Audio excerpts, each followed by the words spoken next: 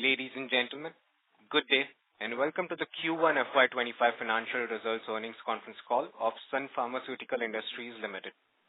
As a reminder, all participant lines will be in the listen-only mode, and there will be an opportunity for you to ask questions after the presentation concludes.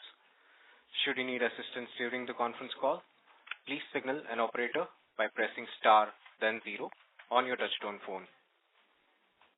I now hand the conference over to Dr. Abhishek Sharma, Vice President, Head Investor Relations and Strategic Projects. Thank you, and over to you, sir. Thank you. Good evening and a warm welcome to our first quarter FY25 earnings call. I am Abhishek from the Sun Pharma Investor Relations team. We hope you have received the Q1 financials and the press release that was sent out earlier in the day. These are also available on our website. We have with us Mr. Dilip Shanghvi, Chairman and Managing Director, Mr. C.S. Muralidharan, CFO, Mr. Abhay Gandhi, CEO North America, and Mr. Kirti Ganorkar, CEO India Business. Today, the team will provide an update on financial performance and business highlights for the quarter, pipeline updates, and respond to any questions that you may have. We will refer to the consolidated financials for management comments. The call recording and call transcript will also be put out on our website shortly. The discussion today might include certain forward-looking statements, and these must be viewed in conjunction with the risks that our business faces. You are requested to ask 2 questions in the initial round. I also request all of you to kindly send in your questions that may remain unanswered today. I will now hand over the call to our CFO, Mr. C.S. Muralidharan. Welcome and thank you for joining us for the earnings call after the announcement of financial results for the first quarter FY25. Our Q1 financials are already with you. As usual, we will look at key consolidated financials. Q1 FY25 sales were at rupees 125,243 million, an increase of 6.3% versus Q1 FY24, and increase of 6% versus Q4 FY24. Material cost stands at 21.4% of sales, lower than the same period last year on account of better product mix and slightly higher versus Q4 FY24. Staff cost stands at 19.6% of sales. Other expenses were at 30.9% of sales, higher year on year on account of higher R&D and selling and distribution expenses. Forex loss for the quarter was rupees 505 million compared to a gain of rupees 20 million same period last year. EBITDA including other operating revenues was at rupees 36,076 million for Q1, an increase of 8.3% over Q1 last year, with EBITDA margins for the quarter at 28.5% against 27.9% for Q1 FY24 and 23.3% for Q4 FY24.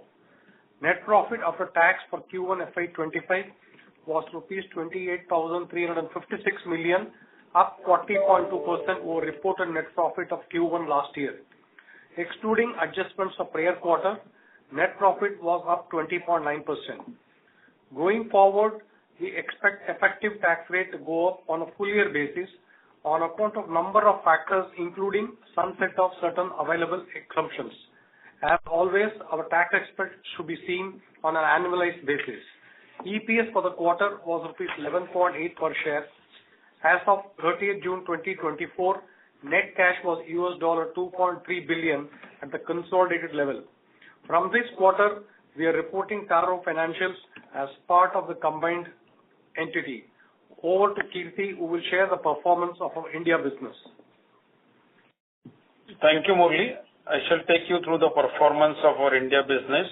For Q1, sales of formulation in India were rupees 41,445 million, recording a growth of 16.4% over Q1 last year. India formulation sales accounted for 33.1% of total consolidated sales for the quarter. Sun Pharma is ranked number 1 and holds 8.6% market share in the over 2019 billion Indian pharmaceutical market as per AIOCD AWACS MAT June 2024. Corresponding market share for the previous period was 8.3%. For the quarter ending June 24, we grew higher than IPM and we have done well across all major represented therapy areas. We are happy to note that on MAT basis, majority of the sales growth has been led by volumes and new product launches versus the IPM growth, which is predominantly price-led. As per SMSRC MAT February 2024 report, we continue to be number one ranked company based on the prescription volume. Sun Pharma is also ranked number one by prescriptions with 12 different doctors categories. For Q1 FY25, the company launched 6 new products in India. I will now hand over call to Abhay. Thank you, Kiki. I will update on the performance highlights of our U.S. businesses, which includes U.S. portion of Taro as well. For Q1, our overall sales in the U.S. business is lower by about 1% over Q1 last year at $466 million. The U.S. accounted for over 31.1% of consolidated sales for the quarter. U.S. specialty business has continued to grow. Excluding the sales of Limitinamide, the U.S. generic business has also shown growth. For Q1, we launched 5 generic products in the U.S. On 25th July 24, the U.S. FDA approved Leqselvi 8 mg tablets for the treatment of adults with severe alopecia areata. We are pleased with the first cycle approval of Leqselvi by the U.S. FDA. This validates our team's capability to effectively bring treatments from research and development to approval. Currently, a motion seeking a preliminary injunction has been filed in a U.S. court to prevent the launch of Leqselvi. The company intends to rigorously oppose this motion and work towards an early outcome. The decision of the Leqselvi launch will be governed by the decision of the court on the motion. We are excited about the impending launch of Leqselvi in the U.S. We will be unable to address further questions around the Leqselvi launch timeline during today's call. I will now hand over the call to Mr. Shanghvi. Thank you, Abhay. I will now provide an update on the performance highlights of our other businesses as well as give you an update on our R&D initiatives. Our branded formulation revenues in the emerging market were $284 million, up by 8.8% over Q1 last year. The underlying growth in constant currency terms was 11% year-on-year for Q1.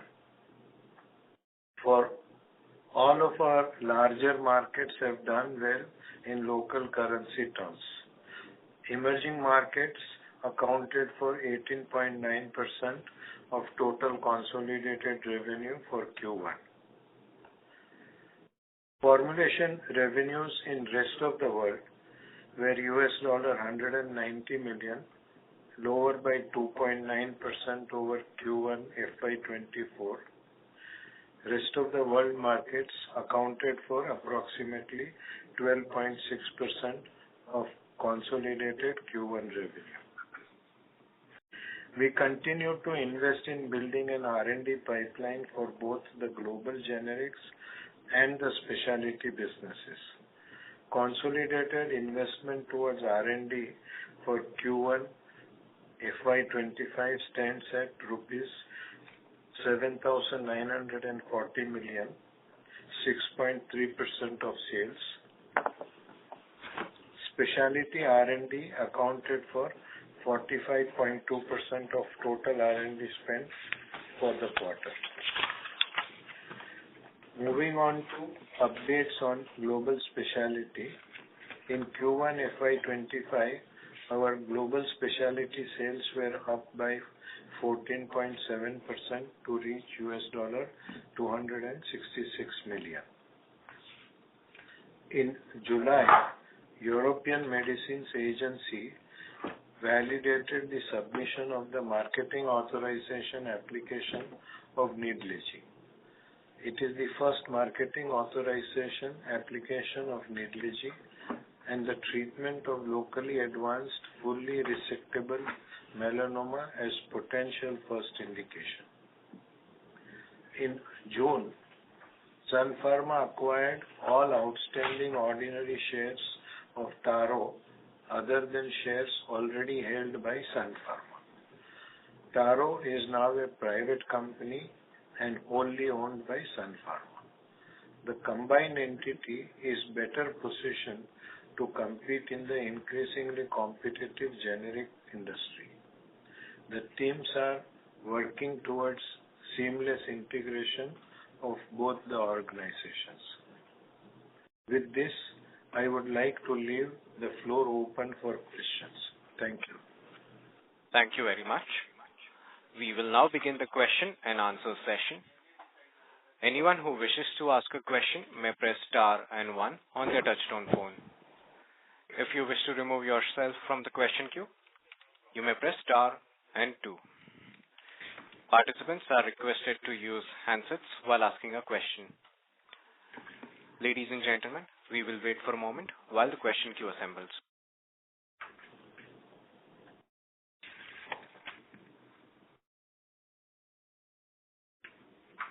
Participants, you may press star and 1 to ask a question.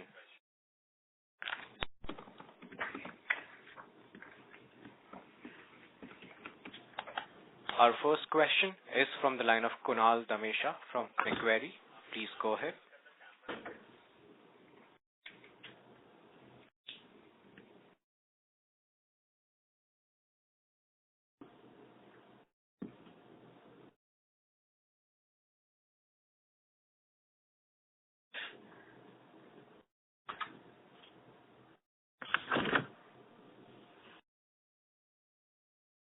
Kunal, you are online.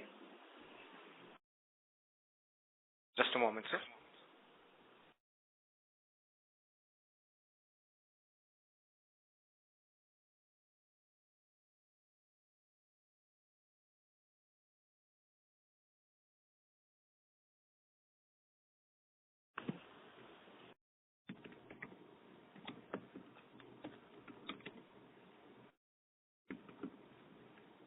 As there is no response from the line of the current participant, we'll move on to the next question. The next question is from the line of Surya Narayan Patra from Phillip Capital. Please go ahead. Yeah. Hi, sir. Thank you for the opportunity and congrats on the set of numbers. Am I audible? Hello? Yes. Yes, sir. You're audible. Please go ahead. Okay. Thank you. So my first question is on the US business.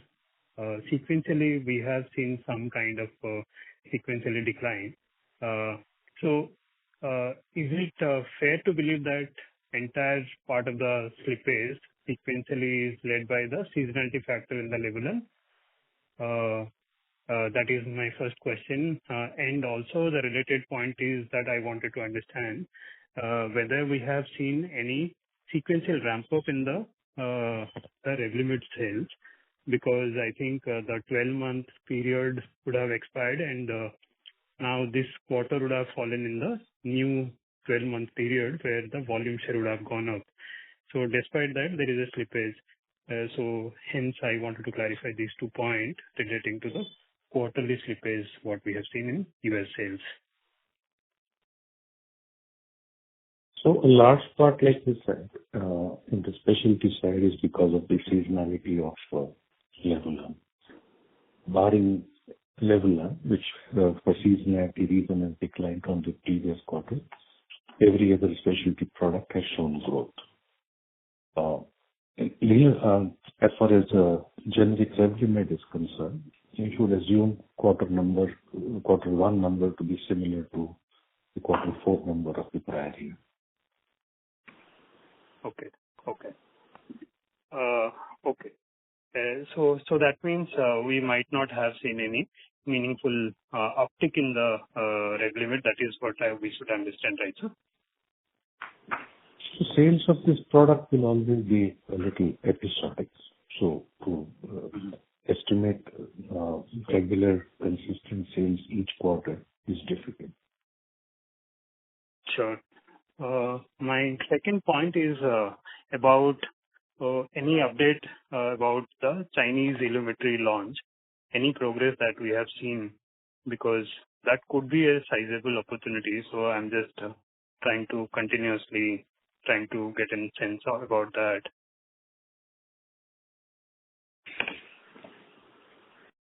So, no, I think based on our interaction with the licensee, our sense is that the product is doing well. It's getting accepted in major hospitals, and they are happy with the response they are getting from marketplace, and doctors are happy with the clinical outcome the patients are getting from the use of product. Okay. So then this will be part of the ROW sales for emerging market sales then, sir? It will, and whether it would be a royalty kind of thing? It is a product supply and royalty, yeah. Okay. And part of the global specialty sales? It will become part of the global specialty. To that extent, the sales would be lumpy. It may happen in a quarter, may not happen. Okay. And third point that I wanted to have a sense of, see, in fact, in the annual report, you have mentioned about building capability in-house, clinical capability in-house. Can you just elaborate what is the kind of, or what that you intended to say about it, and in what way that will help us either to the specialty or to the overall business of Sun Pharma? No, I think clinical development capability helps us consider licensing a product with, let's say, late phase 2 development. Because then we have to do the phase 3 and all of that ourselves. Like also file the product, get regulatory approval, negotiate with the FDA for the label. All of these skill sets and capability help you with ultimate success of the specialty product in the marketplace. Okay. So will this lead to a kind of some sort of saving in terms of the costs?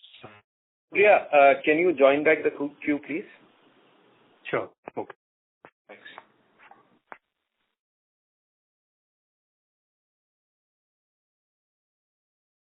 Thank you.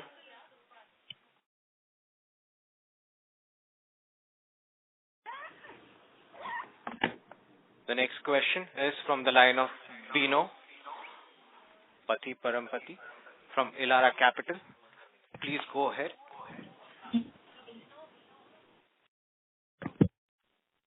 So, Leqselvi litigation. Is this injunction a new case that has been filed or an application in an ongoing litigation? And when was it filed?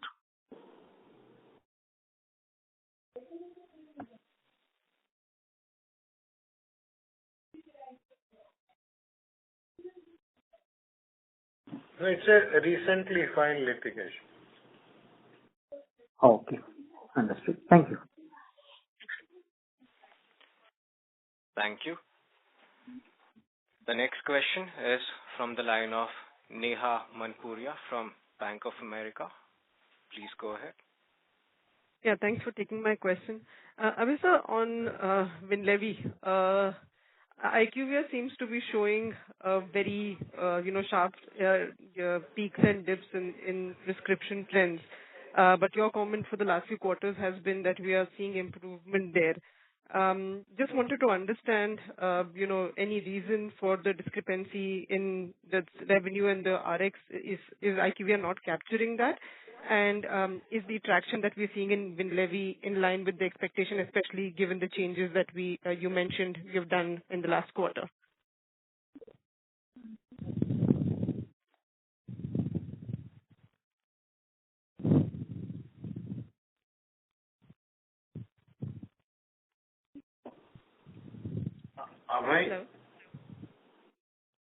Sorry, I was on mute. Sorry, Nia.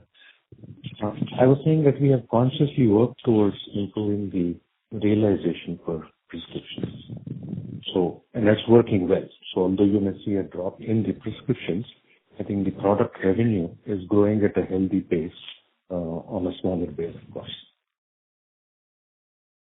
Okay. And despite that, you're still seeing growth in the product quarter-on-quarter? Yes. Okay, understood. And that's in line with expectations as well, or do you think It's a conscious strategy that we adopted. Understood. And I know this is, very early. So for the GLP-1 product, it's just entering phase 2. Given we don't have a presence in diabetes, in the US, how are we thinking about commercialization? Would this be something that we could potentially out-license, commercialize on our own? Or even if I were to ask, EM versus US, could we see commercialization earlier in the US for this product? Any color on timelines would help. Clearly, I think US as well as in Europe, which are large markets, we will not have the front end to commercialize the product ourselves. So that is a market in which we will consider partnering or even licensing the product to a player who can help us get sensible share of the market. Because that may also be equally useful for getting better marketing. In emerging markets and in some of the larger markets, we may have our own capacity to bring the product to market ourselves. And would emerging market happen earlier, sir? Given it would take time the US would... As on today, there is no plan to conduct separate studies for emerging markets, so it will be part of a global trial. Understood. And Abhishek, if I can squeeze in one more question on the R&D, we've given an 8 to 10% guidance. Obviously first quarter is significantly lower. Should this step up in the consequent quarters, given the timelines haven't really changed for the pipeline? Yeah, I think you should presume a step up in the subsequent quarters. Got it. Thank you so much, sir. Thank you. Thank you. The next question is from the line of Damayanti Kerai from HSBC. Please go ahead. Hi, good evening, and thank you for the opportunity. My first question is on U.S. generic business. Now, like as you said, Taro is part of the U.S. business. So, how do you see this business growing? And if you can also update on any update which you have on the Halol plant from FDA perspective. So, Abhay, maybe you can respond to the Taro. I will probably just echo what you have been saying, Mr. Shanghvi, on prior calls. We were already 80% shareholders of Taro. So we were always intimately involved in the running of the business. So to that extent, nothing changes. Both teams are now working towards integrating both organizations and making it into a far more efficient single entity. And that work is ongoing. Dilip, the second part of the question, if you would like to answer. So it's any update on Halol from FDA perspective? Yeah. So I think the idea is that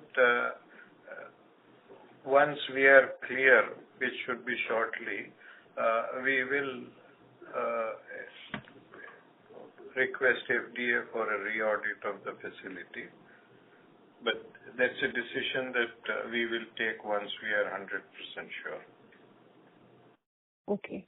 My second question is on Leqselvi. So this new litigation which Insight has filed. So obviously you mentioned that you intend to vigorously oppose that motion, but from you intend to bring this product into market. So, is there a possibility that you look to settle this litigation? I think especially in the context of the US, either a favorable judgment or settlement will always remain an option. Okay. So either of these two. Fine. Thank you.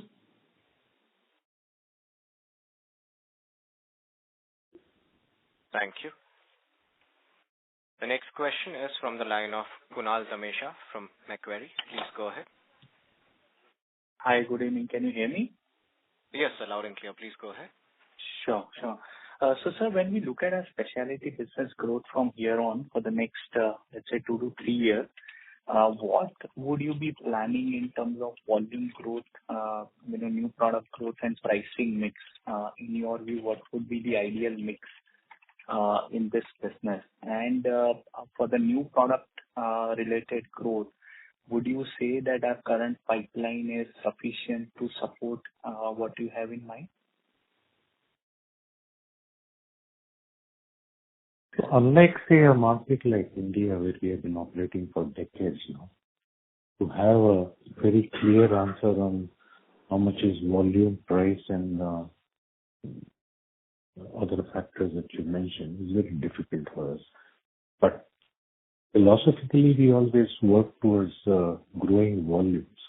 The price increase is taken as a bonus rather than as the way to grow. So I think increasing volume, growing faster than the market, and increasing share of prescriptions from the doctors is where the organizational focus has always been for any product in any geography. Coming to new products, again, in the specialty business, you don't have the luxury of launching multiple products. So we are looking forward to launching Lexelvi, and we hope to be doing a good job to the launch of this product when we are able to. Sure, sir. Thank you. And on the Lexelvi launch, would you say some of the launch cost is already built into our current quarter P&L, or there are more to come? So obviously, when you launch the product actually in the market, the marketing and sales expenses will be higher than what you see for the current quarter. Sure, but some of the, let's say, back-end processes like, reimbursement or excess personnel, maybe little bit of additional, sales force, etc. Would that be already there in the quarter, or that will also? It would be. It would come, or it is already there? It is already there, but it is expected to go up when we actually launch the product.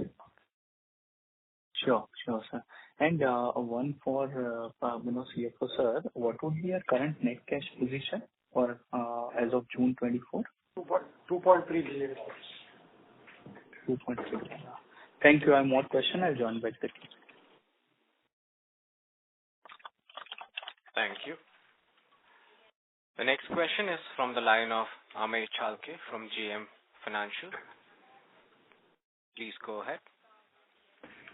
Hello. Thank you for taking my questions, and congrats on good set of numbers. The first question I have is on the Taro integration. Is it possible for the management to outline the integration benefits coming out of Taro consolidation, like in terms of manufacturing landscape, etc.? Is it possible to quantify the impact on the cost on margin side? Thank you. So as on today, as we explained, I think Taro has been operating as a 80% owned subsidiary for a long time. So there are no major structural changes which are likely. We are, as Abhay explained, we are working with a view to create a integrated single organization, both for customers as well as for suppliers. That is what is our current plan. So there is no, we are not seeing any significant short-term synergy, but I am sure that as we continue to focus and make our operations more efficient, synergy will evolve. Abhay, you have any point to add? No, I think that's all. Thank you. Sure. So second question I have is on the U.S. generic market. We have three units which have been affected by the regulatory issues. Is it possible to tell how much of our pending pipeline for the U.S. is affected by because of these plants? And are there any meaningful launches for the U.S. generic market in the coming year? Thank you so much.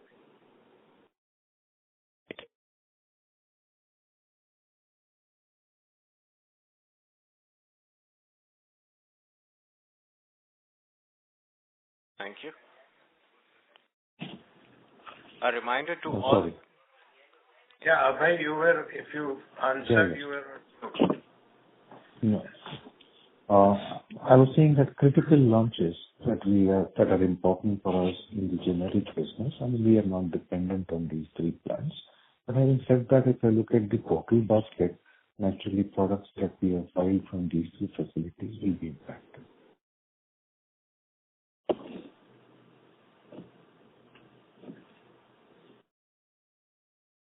Does it answer your question? Was I audible? Yeah, you are audible. Okay. So, Mr. Chalke, you have any further questions? No, thank you. I will join back. Thank you. A reminder to all the participants, if you wish to register for questions, you may press star and 1 on your touchtone phone. The next question is from the line of Girish Bakhru from OrbiMed. Please go ahead. Yeah, hi. Thanks for taking my question. Abhay, just to comment on Ilumya, given it's 4 years to launch, I mean, I don't know whether it's possible to, highlight if the peak sales year for Ilumya, is it within the next 2 years, or would you say it still has a long way to go given the IL-23 adoption? I would think we have a long way to go because we still have headroom to grow in the current indication. And when we get the psoriatic arthritic indication, that's an additional segment that opens up for us. So, in my opinion, we are not near to the peak sales of the product as yet. And just related, I mean, we have seen 2 aggressive launches recently. Bimzelx came and has been grabbing a lot of, I think, prescription share. Sotyktu has also been doing well. I know yours is a more medical benefit product, but any comment you can share on whether the rebating has increased in the class or the volume growth is a bit of a challenge now? So without naming, I think at least one of the 2 products that you mentioned, in my opinion, has actually not met expectations of the organization at least. But, and I don't think, I mean, the class that we are into in psoriasis always was a highly populated class in terms of number of options. So I don't think that pressure has increased. That pressure was always there. And within that, as you said, since we have a medical benefit product, we have been able to find a niche which we are able to find, in which we are able to find ways to grow. Understood. Second question was on Leqselvi, actually. I know you're not commenting on the launch timeline, but reimbursement for this class has been a very challenging issue. Pfizer also has been talking about that. Possible to comment, have you had any discussions already with the payers on the product? And I mean, if assuming the launch comes, would the uptake will be slower? I don't really want to go there at this stage. It's evolving. We are engaging with the payers with the guardrails that we have to maintain prior to the launch of a product. And we feel that there is interest in the payer community for our product. How it evolves, I think, let's wait for it, and then we will probably give you a little more brief in color. Thank you. That's helpful. Thank you. Thank you. The next question is from the line of Tushar Manudhane from Motilal Oswal Financial Services. Please go ahead. Yeah, thanks for the opportunity. Sir, just with respect to Illumia for the indication of psoriatic arthritis, where we are in terms of, the recruitment of patients. I mean, 60-70% done, 80-90% done. If you could, share some light there. So we have shared the, details about when we expect to file for this product. I think one study is complete, for sake of clarity. One study is very close to getting completed because there are two arms of the study. One is with biological naive patients and the other is with biological. Sorry to interrupt, sir. Tushar, there is a lot of background noise coming from your line. If you can mute your line. I have muted myself. So biologically naive and biological failure patients. So I think hopefully we should meet the timeline. Some of these patients are difficult to recruit.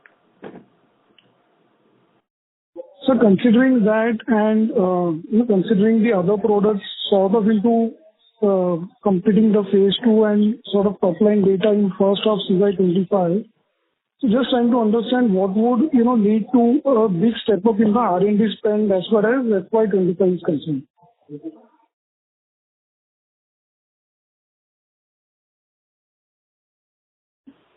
No, you're trying to link up this with the R&D spend. So not just for Illumia, but even considering the other products in their current phases, not just specifically Illumia. But we are only sharing details about products that are already in clinical trial. We are not sharing any information related to our plan for initiating any further studies. Got it, sir. That is. Thank you. Thank you. The next question is from the line of Kunal Dhamesha from Macquarie. Please go ahead. Thank you for the opportunity again. We have seen a sharp uptick in India revenue in Q1, around 16% year-on-year growth. So if you can highlight what is, we have said that we have seen growth across therapies, but any particular, variable affecting this, and is this growth momentum sustainable for the rest of the year? Yeah. As I said earlier, we are seeing growth across the therapies, and the business is performing well because majority of our growth is also coming through volume, which also talks about the growth in a prescription. Your comment whether this momentum will continue is difficult to say because we don't know how the markets will be in next 2 quarters. But our idea is always been to grow in line with market or slightly higher than market so that we gain a market share, and we also focused on a volume growth. Okay. But there isn't any additional channel that we would have focused in this quarter, right? Maybe modern trade or something which would have led to, higher growth? No. I don't think there is any additional channels in this quarter. Okay. Sure. And our staff cost growth on a year-on-year basis is quite muted. I can see only 2% growth. So is it related to some of the cost efficiency measure that we have taken? And are the performance-related wage hikes, etc., baked into the current quarter? No, I think like what we say for majority of the expenses, you look at annualized cost. Don't look at quarter on quarter. There will be some amount of adjustment or periodicity which may mask actual underlying numbers. Okay. And last one from my side, I think the atopic dermatitis trial readout for SCD-044 has been moved to H1 CY25 versus earlier guideline of H2 CY24. So what is causing this delay? I think recruitment of the subjects. Okay. And we expect any more delays here, or we are kind of okay, the guidance. I think idea is that we shouldn't give explanation rather than giving the outcome. That's a position that we try and achieve in all businesses. Hopefully within next some time we should achieve that also in clinical trials. Because I have never explained our performance that because of this reason we did not achieve the numbers. It's better for me to factor everything before I give guidance. Sure, sir. And the last one, since we are on specialty, we have said that we might look at in terms of out licensing our GLP-1 molecule, right? But do you have any particular timeline in mind as to when, in terms of development stage, we would be looking out for partner? So my sense is that once we have greater clarity in terms of clinical outcome, since we are in patients, is the best time at which we will start looking at partner. Sure, sir. Thank you and all the best. Yeah, thank you. Thank you. A reminder to all the participants, if you wish to register for questions, please press star and 1 on your touchtone phone. The next question comes from Sumit Gupta from Centrum. Please go ahead. Hi, thank you for the opportunity.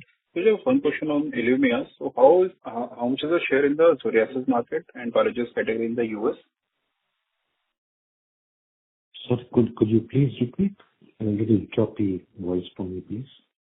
Okay. So what is the share of Illumya in the psoriasis market in the US? You're talking all categories? Yes. Very small. It's like 0.5%. Okay. And how do you expect only the IL-23 class, then we'll be closer to 8%. 8%? IL-23. Yes. Okay. And how do you expect it to, like, over the next 4 to 5 years or over the long term, how do you see it going forward? Hopefully growing. Pardon, sir? I mean, hopefully the idea is to grow. Okay. And so, sir, any guidance on the overall revenue growth over the next 2 to 3 years? No, we don't give long-term guidance. Okay. Thank you, sir. Thank you. The next question is from the line of Sayan Mukherjee from Nomura. Please go ahead. Yeah, hi, sir. Good evening. Just one clarification on IL-23, 8%. This is the volume market share or the patient market share you're referring to? This is the prescription market share, or the BIs as we call it in this segment. Understood. And the second on Revlimid, so you mentioned it is flat quarter on quarter. I remember last quarter it wasn't significant, so should we assume that it is not significant contributor this quarter and it can increase in the subsequent quarters?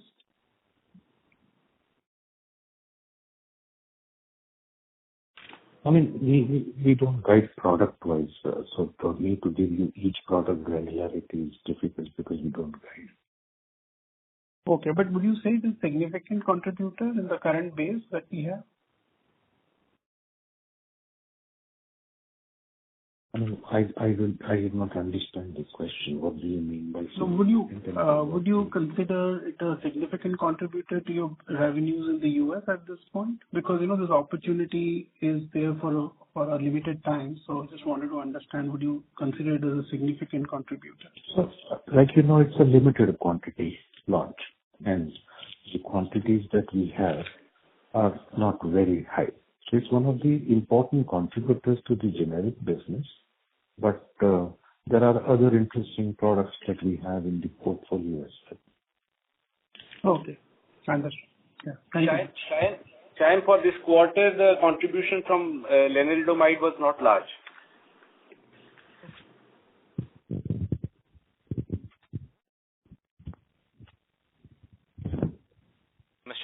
you have any other follow-up questions? No, I'm done. Thank you. Thanks. Thank you so much. The next question is from the line of Surya Narayan Patra from Phillip Capital. Please go ahead. My first question is about the field force expansion that we have consistently done over the last couple of years in the domestic formulation side. So, since the exercise of expansion over the 4-year period that we have completed now, so what is the stance here? Are we thinking about further expanding, extending into this thing, tier 1, tier 2, tier 3 kind of towns, cities like that? Or, if that is not further getting expanded, then is it fair to believe that now the focus would be on enhancing the productivity of the people that has been added and hence improved margin going ahead? I don't think what gave you the idea that even while we are expanding, the focus is not on improving productivity. No, in fact, see, obviously it takes at least a year or two to post the addition of the field force to see a kind of a real productivity of the new people. So that's why I said that, okay, since we have been consistently adding people over the last 4 years, so now if we are now focusing more on the kind of optimizing the productivity of the people that has been added in the recent period, or what stance that we would be having here? So broadly what I'm saying, whenever we use expansion as a strategy, we always looked at our productivity doesn't get diluted. That's what I can say. But practically the sales for this thing, MR, in the recent year has to some extent slipped below. Although it is not very significant, but it has come down a bit. So that is why I was trying to understand that whether we will go back to the previous peak and hence improvement there it also. From that angle, I was coming to this question. Sure, I understand what you're saying, but I think it will not have a big impact. Sure. Okay. Similarly, even in the emerging market, we have added even similar around 10% kind of field force there. So, could you share what is the share of the branded market there in the emerging market? Branded in the sense branded generic and pure generic. And since we are adding people, then is it fair to believe that the share of branded generic is likely to go up in the emerging market there also?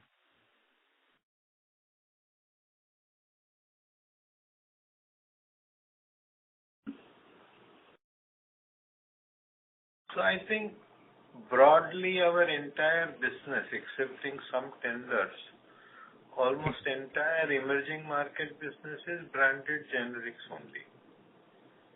Okay. Okay. So then this around 9% kind of people addition what we have done in FY24, so as per the annual report.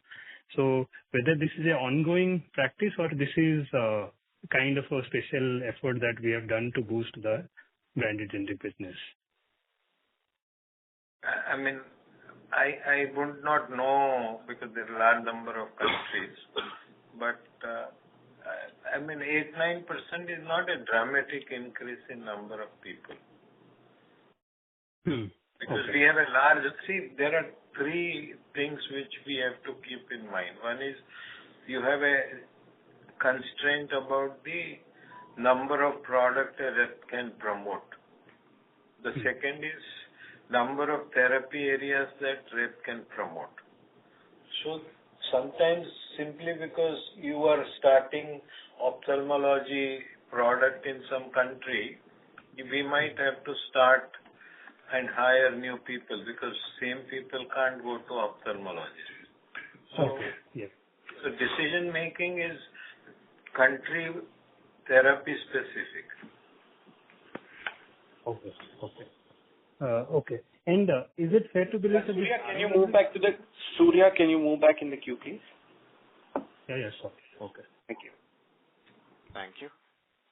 The next follow-up question is from the line of Tushar Manudhane from Motilal Oswal Financial Services. Please go ahead.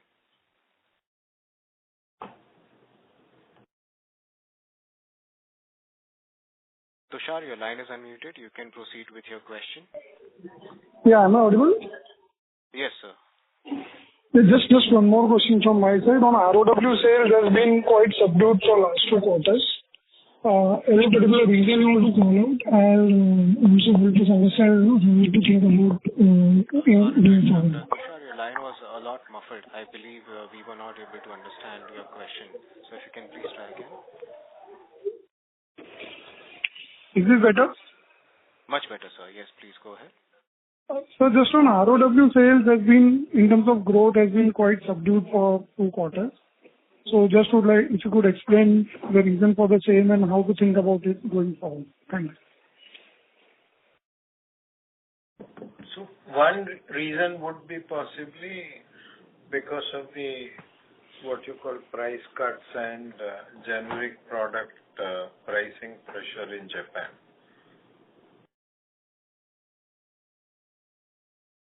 But I think we are expecting even that business to be able to continue to do well as time progresses. Understood, sir. Okay. Thanks. Ladies and gentlemen, that was the last question for today. I would now like to hand the conference over to Mr. Nimish Desai for closing comments. Yeah, we still, Nimish is still pretty much top of mind. Abhishek here. Yeah, thanks everyone for joining the call and at this late hour. For any questions that still remain unanswered, you can reach out to the investor relations team and we'll be happy to take your questions. Thank you. Thank you. On behalf of Sun Pharmaceutical Industries Limited, that concludes the conference call. Thank you for joining us, and you may now disconnect your lines.